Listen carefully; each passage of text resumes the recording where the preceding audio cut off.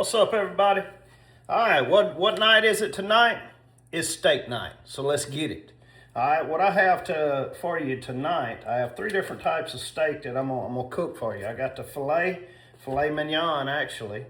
All right, and I got a good old thick T-bone, and then I went with a petite sirloin as well. So that's 3 different types of steaks, and I'm going to go through stem to stern how I make my steak. All right, so stay tuned. All right, so to get started with, I chose my seasonings. I know I asked y'all earlier today what seasonings y'all liked, but I had to go back with my trusty, my go-to, my top shelf Fiesta steak seasoning, all right, and my top shelf garlic butter seasoning, Heath Riles garlic butter. You just can't beat those in my opinion. That's just me. But anyway, I got my steak, and I'm also going with Conecuh sausage. You can't beat a good grilled Conecuh sausage. So that's right here. I'm gonna coat them good on each side. Good coat right there of my Fiesta steak seasoning. I got turned on to that. My father-in-law introduced me to that, and I appreciate that, Mr. Field Green. Turned me on to it years ago. He lives out in Houston, and he cooked a tri-tip, and that was one of the best tri-tips I had ever eaten. And I asked him, what did you put on there? Because that is fine. And sure enough, it turned out to be Fiesta. Now, you saw I just patted them down. I want that to stick on there good.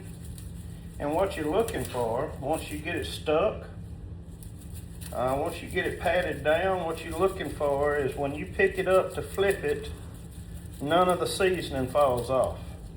That means you did it right. Now, come back, hit it a lick with that. This is also my wife's favorite combination of seasonings.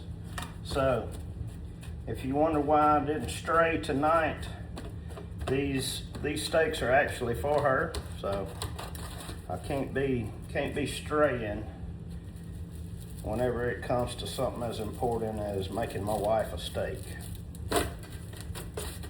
If that makes sense to any of y'all. But I got them good and going. Now I'm gonna let them sweat for a little while, let them soak that up, all right? And while I get my grill hot, now I'm about to go out there and turn it up. I'm gonna turn my grill on. I have a pellet grill with the open flame in the middle, and I'm gonna turn it up to about 450. I don't ever go to 500 just because of the open flame in the middle. So I'm gonna kick it up a notch, go to 450, and get them started burning. All right, so here we go. I got my dude up to about a little over 450. All right, it's getting hotter by the second, so which is a good thing. All right, I've let them sweat this whole time. Look at that. See how they soaked out all that in when they sweat. Anyway, here we go. Now I'm fixing to put my first steak on. All right, see I got that open flame there in the middle. All right, and I'm gonna do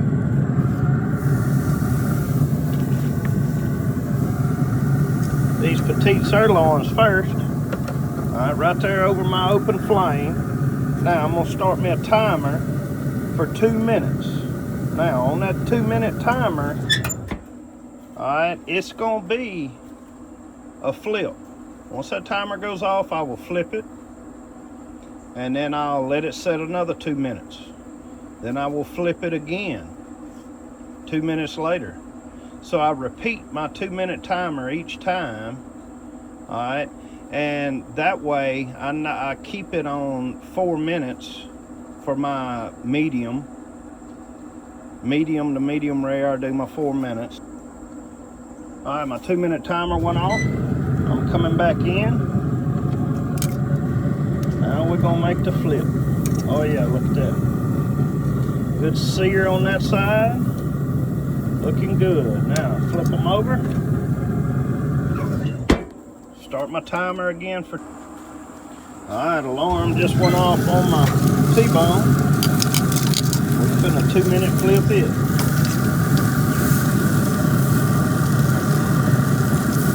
Keep going, baby.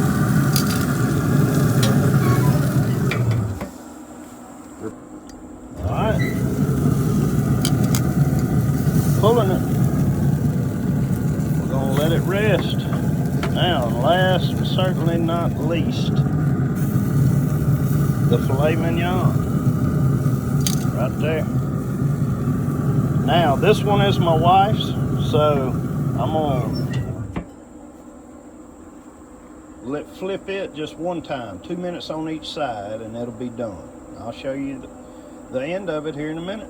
All right, my timer went off on my wife's. I've already flipped it. Everything's looking good.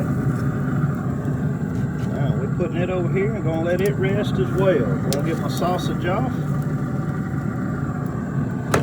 Remember, I told y'all you got to have a Kaneko when you go to cooking steaks.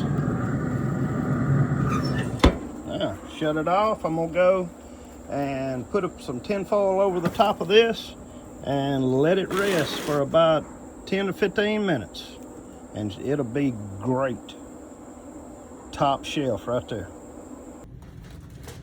All right. Now I've let it rest. Now I didn't let it rest as long as I wanted to because Queen Bee said she was hungry. I am. So let's check out Queen Bee's filet. And oh yeah, see? Perfect. Now that's good.